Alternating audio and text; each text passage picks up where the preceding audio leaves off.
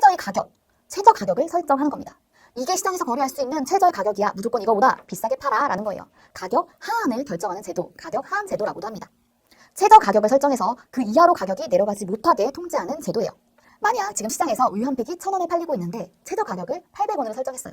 이게 이제 800원 밑으로는 못 팔아. 무조건 800원 이상으로만 팔아 라고 정부에서 했다고 해볼게요. 그러면 사람들은 이렇게 생각하겠죠. 아 뭐야, 지금 이미 800원보다 비싸게 1,000원에 팔고 사고 있는데 왜 저런 정책을 해? 왜 저래? 이렇게 생각을 하겠죠. 실효성이 없는 정책이에요. 반면 지금 1,000원에 우유를 팔고 있는데 정부가 무조건 1,200원 이상으로 팔아, 1,200원보다 싸게는 팔지 마 라고 한다면 실효성 있는 정책이 되겠죠. 왜냐면 지금 1,200원보다 싸게 사고 팔고 있으니까 더 이상 원래의 균형 가격으로는 거래를 할 수가 없는 거예요. 그래서 최저 가격은 시장의 균형 가격보다 더 높아야 실효성이 있다. 아까 최고 가격제에서는 시장의 균형 가격보다 최고 가격이 설정하는 최고 가격이 더 낮아야 실효성이 있었죠. 반대되는 개념이라는 거 같이 헷갈리지 않도록 잘 이해를 해두셔야 돼요. 가장 먼저 떠올리셔야 할 예시는 바로 최저임금제입니다. 매년 이슈가 되지 않는 애가 없죠. 정부에서도 항상 신경을 많이 쓰고 공약으로도 많이 내세우는 정책이고요. 최저임금제를 얼마까지 올리겠다. 최저임금제를 또는 너무 급격하게 올리지 않겠다. 항상 이슈가 되는 공약이에요.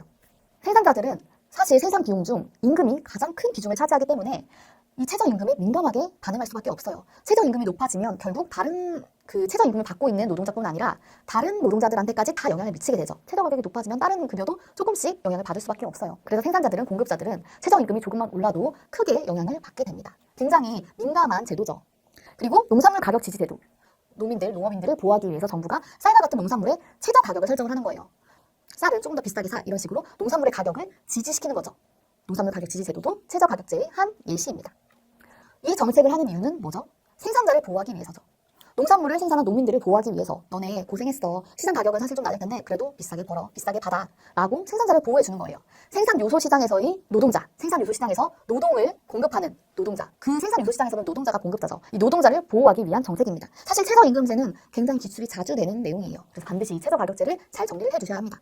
아까 최고가격제에서는 싸게 팔게 만드니까, 싸게 살 수 있게 만드니까 수요자가 더 많았어요. 사려는 사람들은 많은데 안 팔아. 팔려는 사람은 적어서 초과 수요가 생겼죠. 하지만 최저가격제는 반대겠죠. 비싸게 팔라고 하니까 와 신난다. 나도 팔래. 팔려는 사람은 많아져요. 공급은 많아지는데 아 뭐야 너무 비싸. 나 안 사. 나 딴 거 사 먹을래. 사려는 사람은 더 줄어들어요. 수요가 쪼그라들기 때문에 결국 초과 공급이 생기게 됩니다. 가장 큰 문제는 그래서 바로 실업이 많이 생긴다는 거죠. 비자발적 실업. 지금 최저임금이 올랐어요. 그러면 기존보다 더 일하고 싶어지는 사람이 많아질 거예요. 예전에 최저임금이 5,000원이라서 에이 그냥 돈 주고 맡기고 뭐 교통비가 더 들겠다 나 일 안 해 했던 사람들도 갑자기 최저시급이 10,000원이 되면 일하고 싶어질 거예요. 아 뭐야 예전엔 2시간 일해야지 10,000원 벌었는데 이제 1시간만 일하면 돼? 나도 일할래. 다들 뛰쳐나와요. 노동시장으로 가는 거죠. 저도 일할래요. 갑자기 공급이 많아집니다. 하지만 편의점을 생각해볼게요. 예전에는 알바생을 1시간에 2명을 썼어요. 그래도 괜찮았어. 그런데 최저임금이 2배로 올랐어요. 그러면 갑자기 편의점 사장님 엄청 부담이 되겠죠. 아 이제는 한 명 잘라야겠다. 네가 조금 더 바쁘더라도 예전보다 2배 버니까 2배 일해. 한 명을 잘라버려요. 실업자가 생겼죠. 일하고 싶은 사람은 많은데 오히려 사장님들은, 수요자들은 노동 수요를 줄이게 됩니다. 그냥 내가 일하고 말지. 와 1시간에 10,000원 어떻게 줘. 이런 사람들이 생긴다는 거예요. 3시간 일하던 사람이 2시간을 일하게 된다거나 10시간을 일하던 사람이 절반만 일하게 되는, 그것도 일종의 실업의 한 예죠. 일하고자 하는 만큼보다 더 적은 시간을 일하게 되는 사람들이 늘어나고 일하고자 하는데 일자리는 점점 더 없어질 거예요. 비자발적 실업이 발생하는 것, 초과 공급이 초래되는 것이 이 최저가격제, 최저임금제의 가장 큰 약점입니다. 결국 자원의 효율적 배분을 저해한다. 이건 최고가격제든 최저가격제든 마찬가지예요. 암시장이 형성된다. 어떤가요? 아까는 최고가격제일 때는 뭐 콘서트 티켓이라던가 이자율 더 어두운 곳에 가서 돈을 빌리려는 사람들이 있었다면 이제는 암시장에서 자신의 노동의 가치를 법의 테두리에서 보호받는 것보다 더 낮게 매기는 사람들이 생겨요. 편의점 사장님들한테 몰래 연락을 해서 저 최저시급 안 받아도 됩니다. 제발 저 좀 써주세요 하는 사람들이 생깁니다. 저 주유수당 안 받을게요. 저 그냥 최저시급 말고 시급당 예전처럼 5,000원만 주세요. 저 자르지 마세요 하는 사람들이 생긴다는 거예요.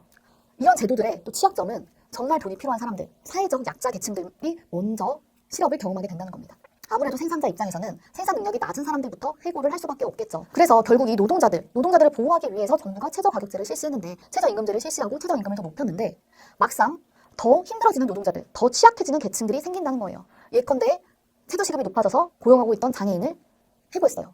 그럼 그 장애인은 높아진 최저임금 하에서 직장을 구하기가 더 어렵겠죠. 그래서 정부는 장애인을 고용하는 기업, 장애인을 고용하는 생산자에게 세제 혜택을 준다거나 여러 가지 보완적인 정책을 함께 고민하고 시행하게 됩니다. 노동시장에서의 취약계층이 더 먼저 해고될 수 있고 그들이 암시장을 형성할 수 있다는 것. 그래서 그러한 취약계층들을 보호하기 위한 정책도 함께 고민해야 된다는 점 잘 정리를 해주셨으면 좋겠어요.